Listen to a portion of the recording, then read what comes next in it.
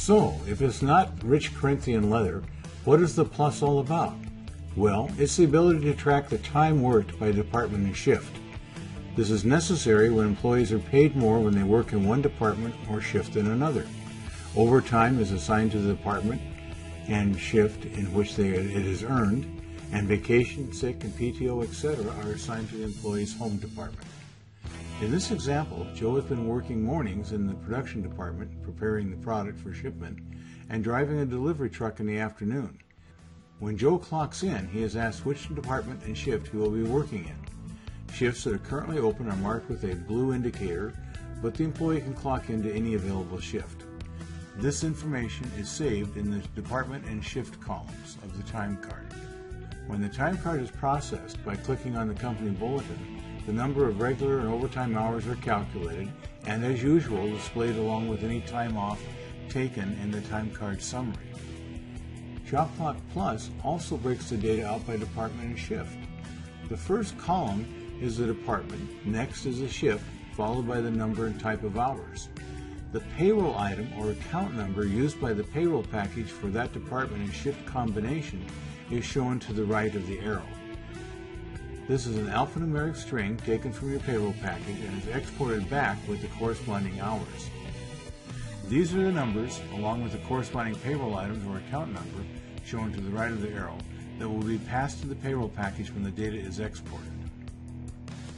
Let's skip ahead to the end of the pay period and see how this data is processed. We'll cover setup options in the next video. With the addition of 2 reports, processing the pay period is basically the same as it is in ShopClock 4. Start by entering the pay period ending date, then select which employees will be included and how the hours will be formatted, and whether or not the time card will have a signature block. Next, print the desired reports, export the data, close the pay period, and you're done. Let's take a look at the time card.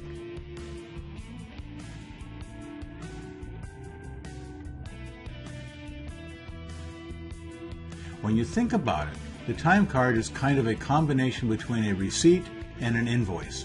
It lays out exactly the hours worked, including any overtime that the employee expects to be paid for. It lists any vacation, sick, PTO, or holidays that were taken. It lists the actual start and stop time of each session, as well as any notes that may have been attached to those sessions. And it has a place for both the employee and the employer, or his representative, to confirm its accuracy by signing the document. The time card is the agreement for the services rendered between the employee and the employer. This is the default big signature block. It can be customized by the alternative phrase section of tab 7. Department and shift columns have been added to the left side of the time card. The department and shift breakdown block follows the summary section. This is the data that we need to pass on to the payroll package. If you aren't using one of the export functions, then you will have to enter the data by hand. The best way to do this is from the summary report. The summary report concisely provides the data to be passed on to the payroll package. The department and shift analysis.